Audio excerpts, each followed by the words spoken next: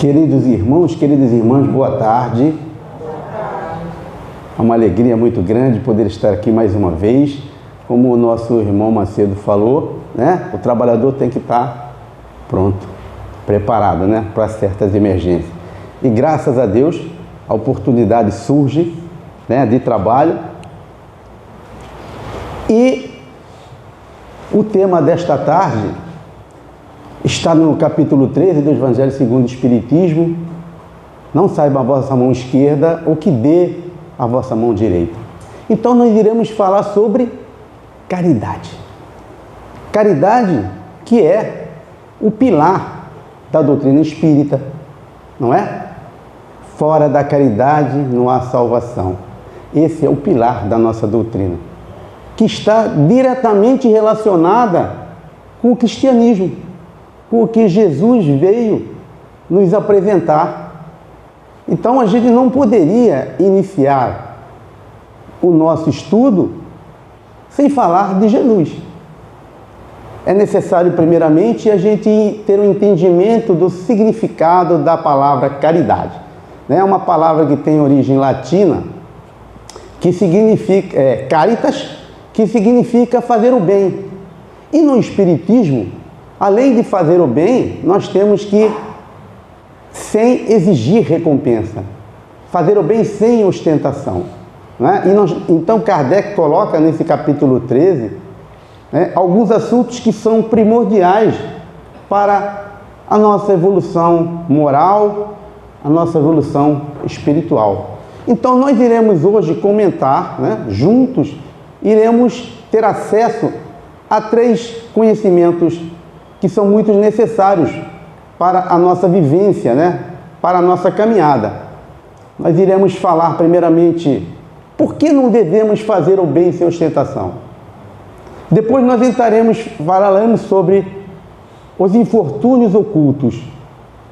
E depois o óbolo da viúva. E fecharemos então com a caridade material e a caridade moral.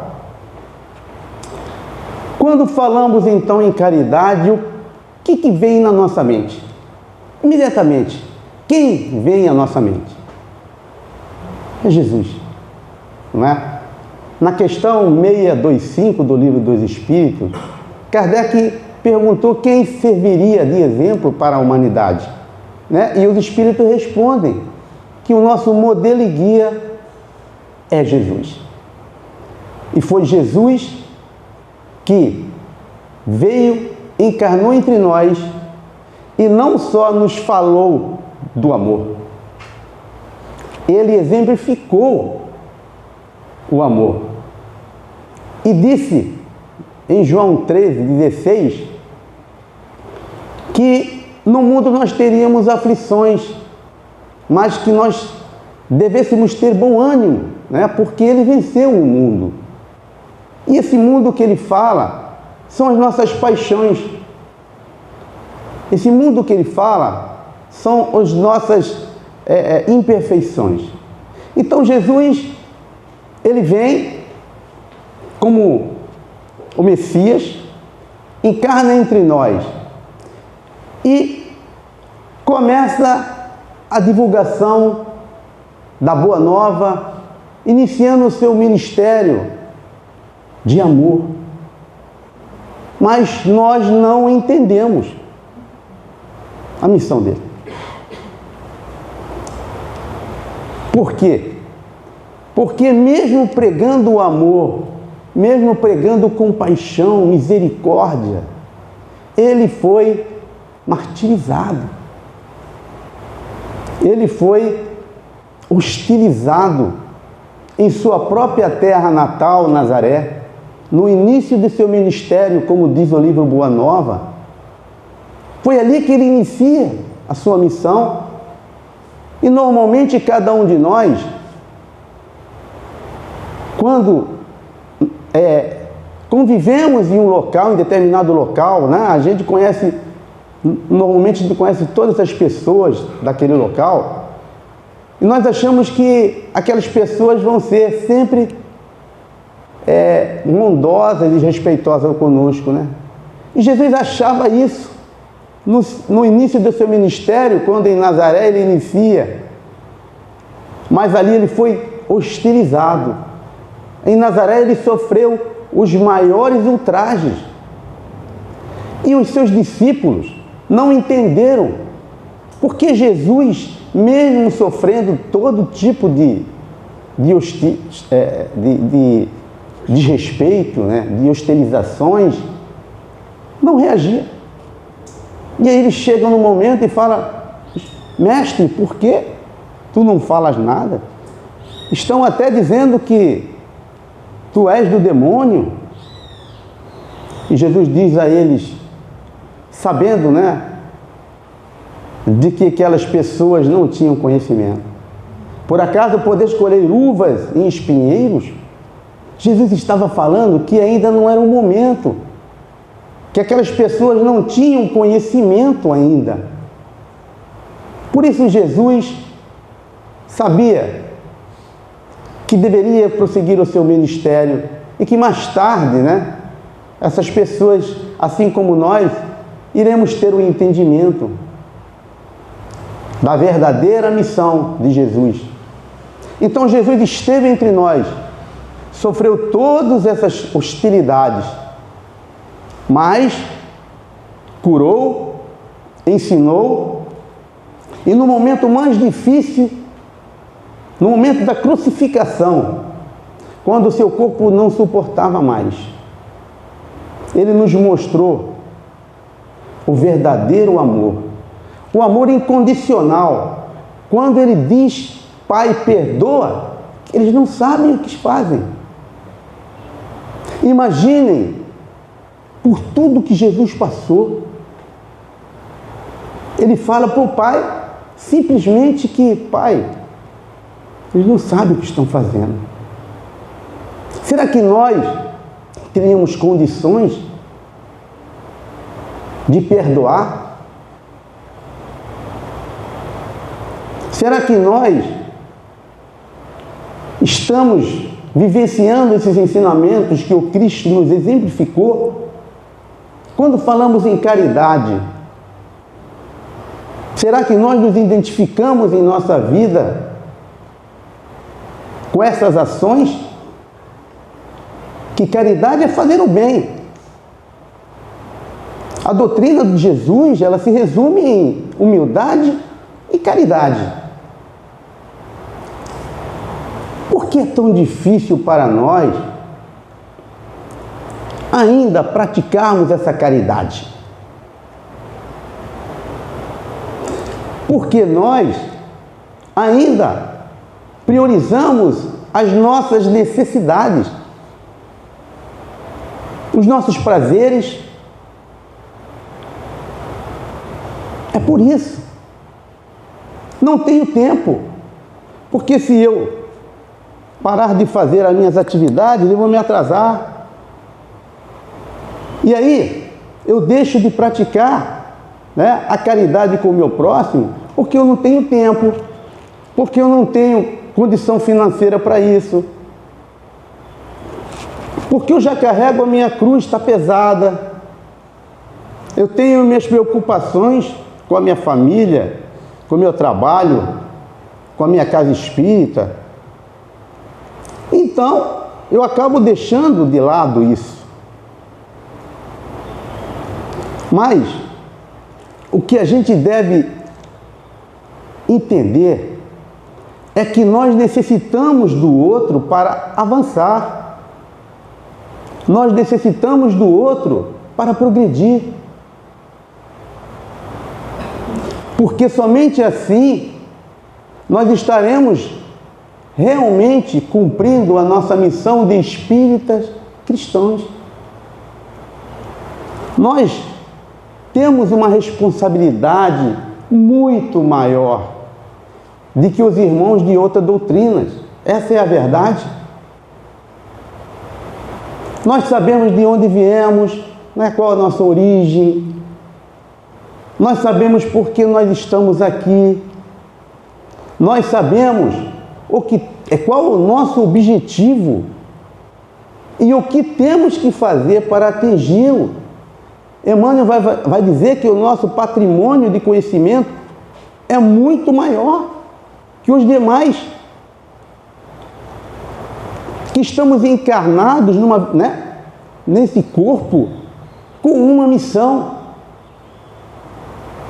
E o que nós temos feito com esta oportunidade, com esta reencarnação, que é a mais importante da nossa existência? O que nós temos feito? Será que nós temos praticado a caridade, que é o amor em movimento? Será que nós temos entendido a mensagem do Cristo? Ou a bandeira que o Espiritismo nos apresenta? Aqui em nosso muro está ali, um dizer muito grande, uma frase maravilhosa: fora da caridade não há salvação. Fora. Mas que salvação é essa? A salvação ao que o Espiritismo se refere não tem nada a ver de um lugar. Não se refere a um lugar específico.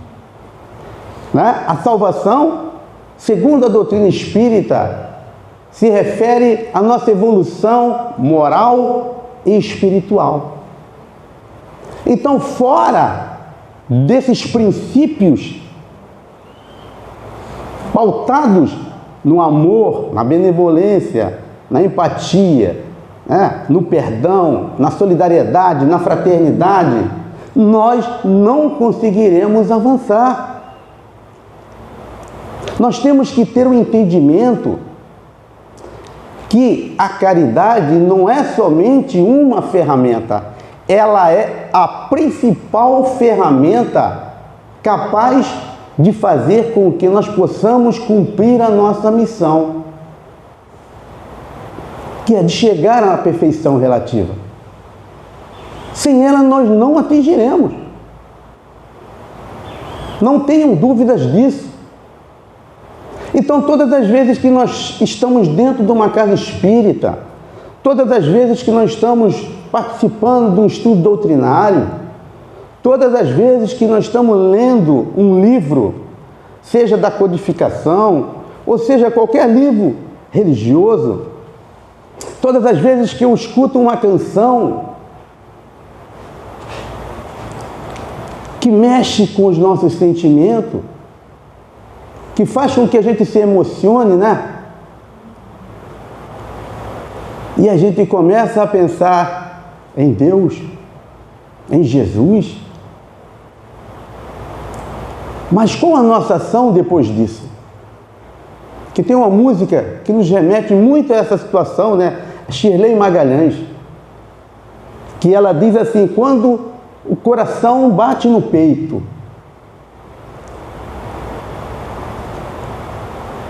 quando o coração bate no peito, você diz que agora vai mudar. Mas quando passa essa emoção, tudo fica no mesmo lugar. E assim somos nós.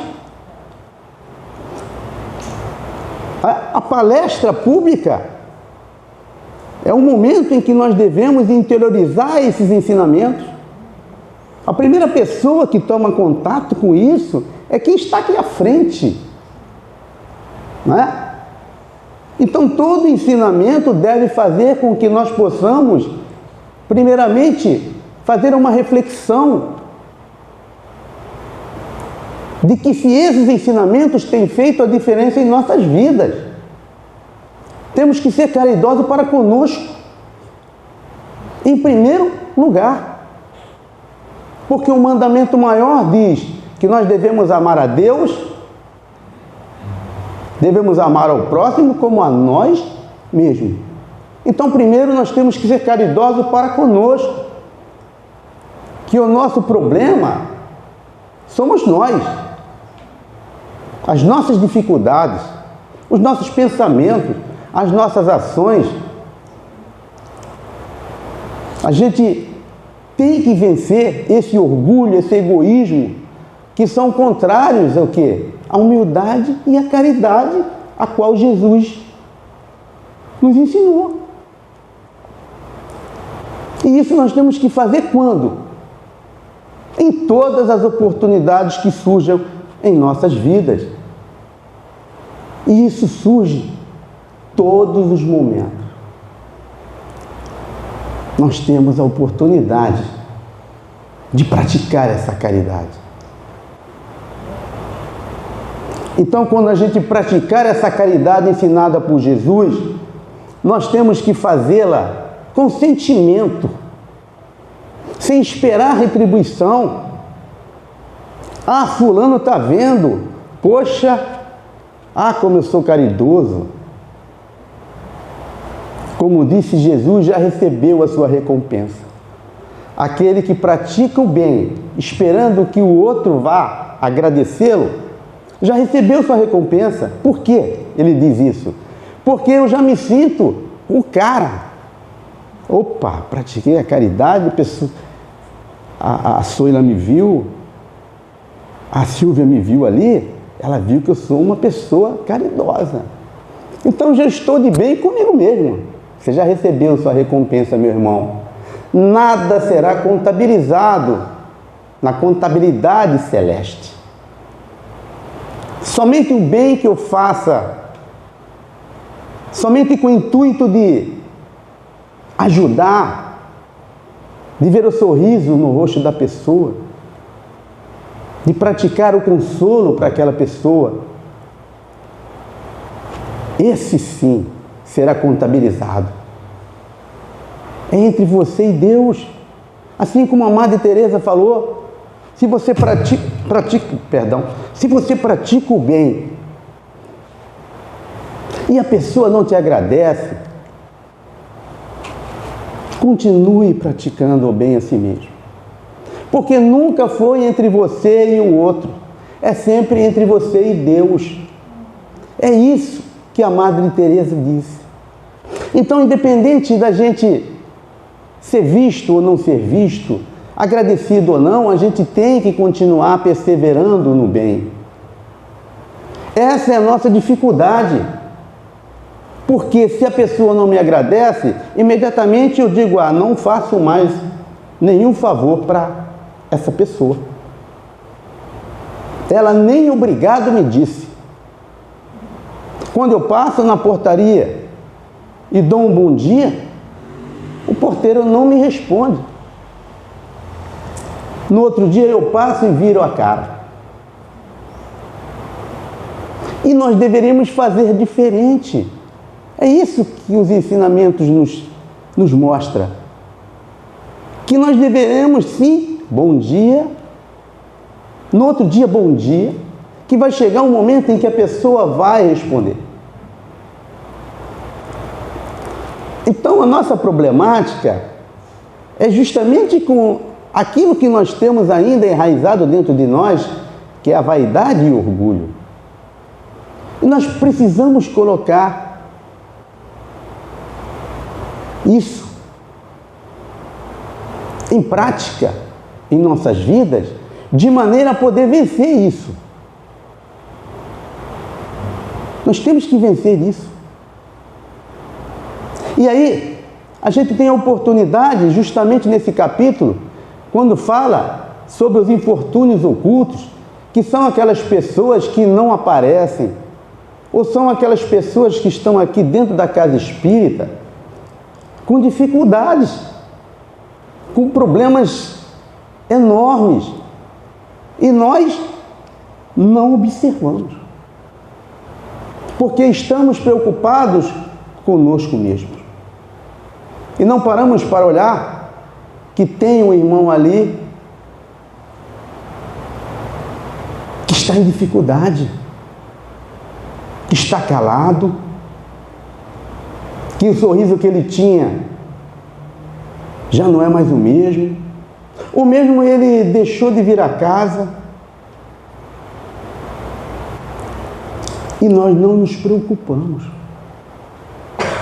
Então, os infortúnios ocultos são essas pessoas que não se mostram. A caridade, meus irmãos, ela tem que ser espontânea. Ela não necessita de que a pessoa erga uma placa pedindo socorro. Não. Nós temos que ter olhos de ver e notar que a graça hoje, ela não está sorrindo como ela sorri normalmente, que a graça chegou e não falou com ninguém, que a graça, ela não veio na reunião pública, ela não veio participar da atividade da mediunidade. Gente, está acontecendo alguma coisa com a graça e nós temos que ir em busca, justamente para verificar o que está acontecendo com essa irmã.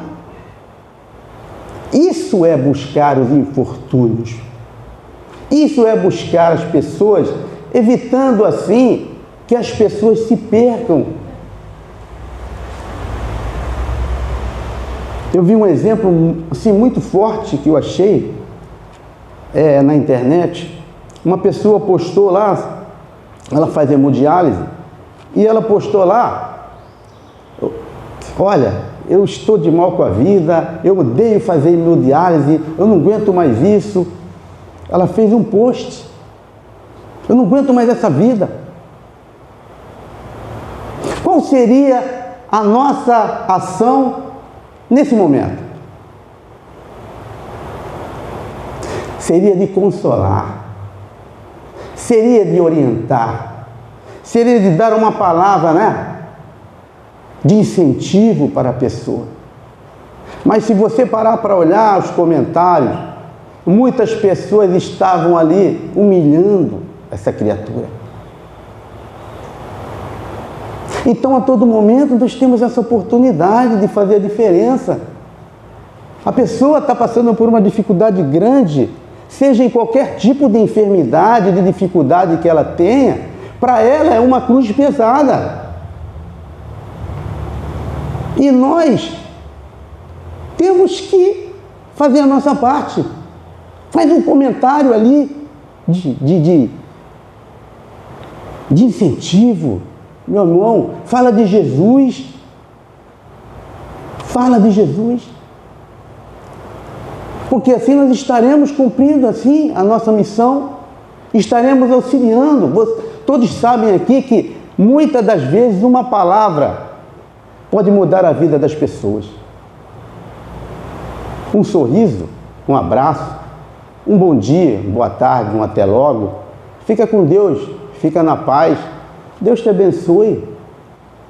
Você é especial. Pode mudar a vida das pessoas. E é tão pouco para nós. Quanto de conhecimentos nós já temos? E o que nós temos feito com esse manancial de conhecimento, né?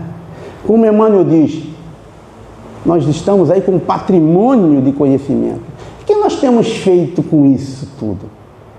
Porque a gente sabe que esse conhecimento sem a prática de nada adianta. A fé sem obras é uma fé morta. Nós precisamos colocar esse conhecimento em prática. E todas as oportunidades que nós estamos tendo. Nós não sabemos o dia de amanhã. Podemos ser chamados a prestar contas, né, de nossos atos hoje. Então é necessário que a gente se movimente a partir deste momento. Porque nós podemos fazer a diferença de várias formas. Praticar a caridade para com o outro, seja ele nosso inferior, nosso igual ou nosso superior, como disse Jesus. Nós temos que fazer a nossa parte.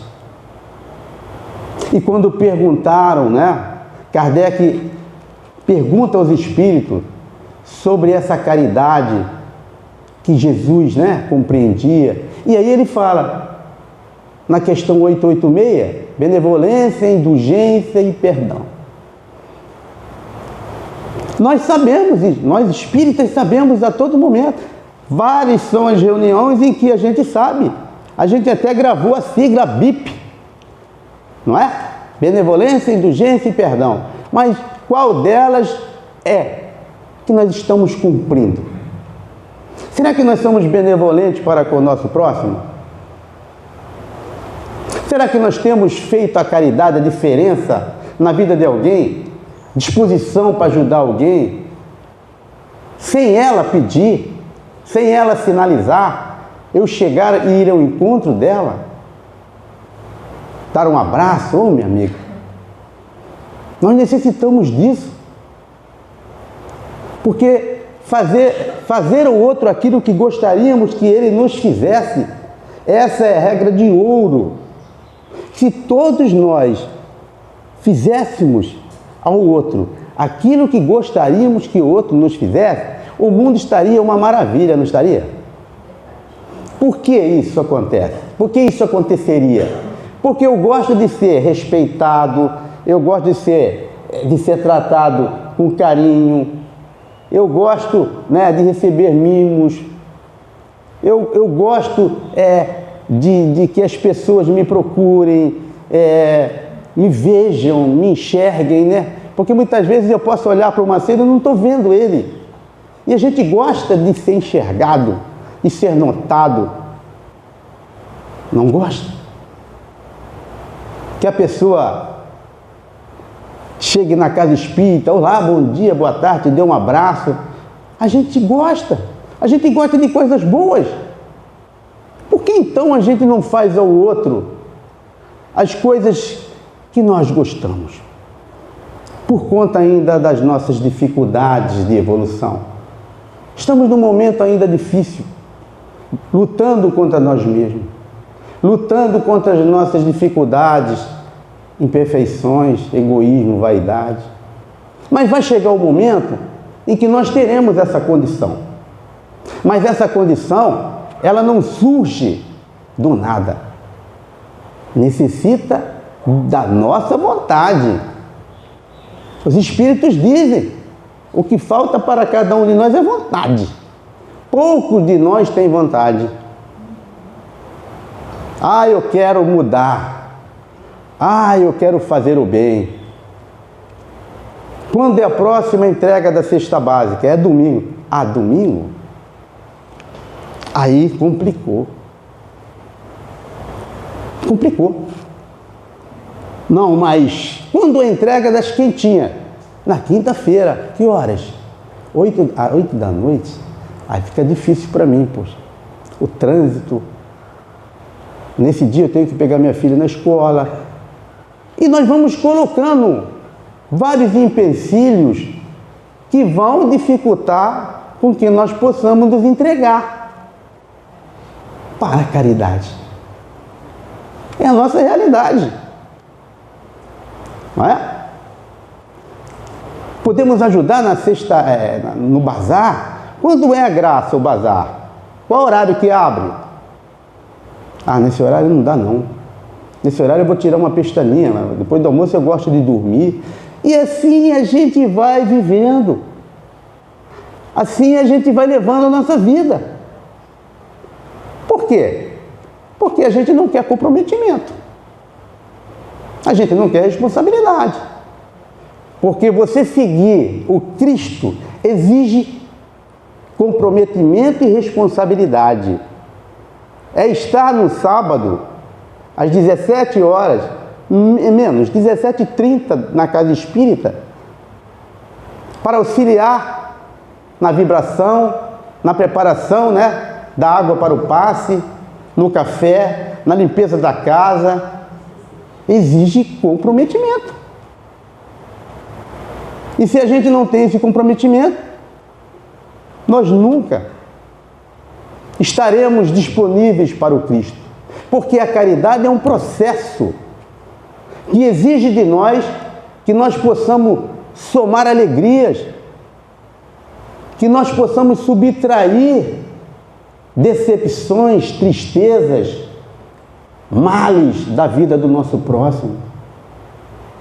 Que nós possamos multiplicar a esperança do nosso próximo. A assistência social que a casa presta, ela faz essa ação de multiplicar a esperança. É na cesta básica, é no bazar solidário, no projeto Casulo. Quando a gestante é acolhida e a partir dali ela se sente, segura. E aí ela tem esperança de dias melhores, sabendo que existem instituição e pessoas que estão ali para auxiliar. Porque a caridade exige de nós que nós possamos acolher, possamos dar as condições para que essa pessoa tenha esperança e depois ela siga em frente. Então nós devemos multiplicar as esperanças do nosso próximo. E assim nós estaremos dividindo felicidades.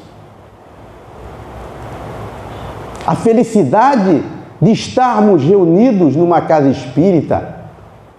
A felicidade de nós estarmos reunidos na prática da caridade, oferecendo o pão, o alimento, o vestuário, a palavra amiga.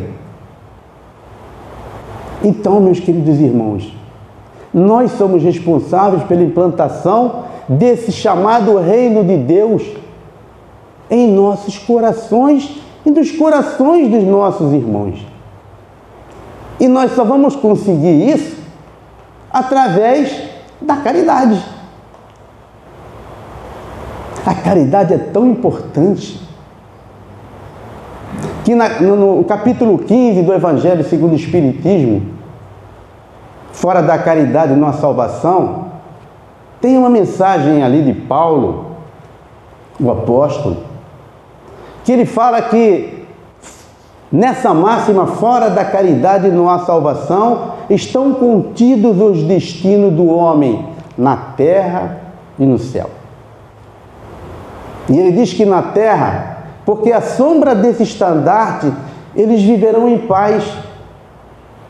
Qual a paz que ele está se referindo?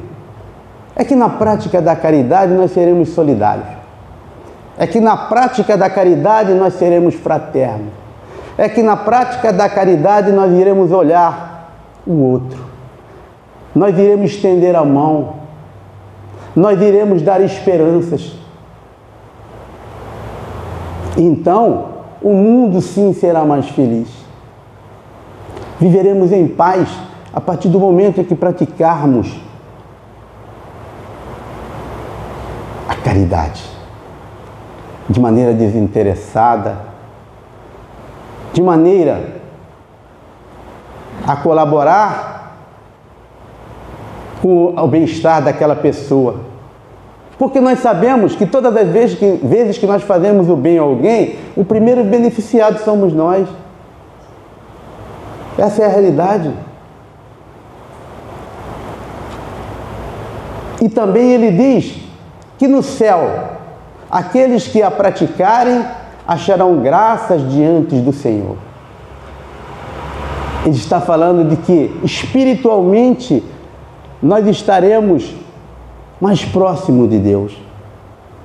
Se praticarmos a caridade, nós teremos uma perfeita integração com o nosso Pai. Então vejam que em nossas mãos estão as ferramentas necessárias para que nós possamos colaborar com a nossa transformação e a transformação de um mundo melhor. Falamos muito de regeneração, nova era, mas isso aí necessita de nossa ação. Não existe mundo de regeneração sem a regeneração do ser humano. E nós achamos que esse mundo está distante. Não, nós estamos em plena transição planetária. Está ocorrendo. Todos os acontecimentos que acontecem foram previstos. No sermão profético, Jesus disse que haveria guerra, rumores de guerra, início das dores. E é isso que está ocorrendo. É necessário que o mal chegue num ponto em que nós sintamos falta do bem, porque o mal é a ausência do bem. Então nós temos que fazer a nossa parte. E a nossa parte exige mudança, transformação, vontade de ser melhor, vontade de fazer a diferença. Nós estamos dispostos a isso? Nós temos que fazer. Porque somente por intermédio da caridade nós iremos estar cumprindo a nossa missão de espíritas cristãos e colaborando com a chegada desse novo mundo, que será um mundo onde não prevalecerá o mal. O bem já será o nosso maior objetivo. A fraternidade, olhar para o outro de maneira diferente, sem exigir nada em troca, a não ser fazer o bem. Esse é um mundo de regeneração, mas depende de nós. E nós só temos que fazer a nossa parte, que é praticar o que nós, todos os momentos, estamos recebendo de Deus. A oportunidade de fazer a diferença em cada amanhecer. Cada dia que nós despertamos, temos a oportunidade de fazer a diferença. Cabe a cada um de nós colocar isso em prática. E para que a gente possa, então, encerrar o nosso estudo desta tarde, a gente referencia uma frase também do apóstolo Paulo, que ele fala na 1 Coríntios, no seu capítulo 16, versículo 14, ele fala que todas as nossas coisas nós devemos fazer com amor. E fazendo com amor, nós estaremos colaborando com a mensagem do Cristo e fazendo principalmente a diferença em nossas vidas e na vida de cada um de vocês. E o mundo se tornará um mundo melhor. Pela atenção de vocês, o meu muito obrigado, tá? Que Deus nos abençoe.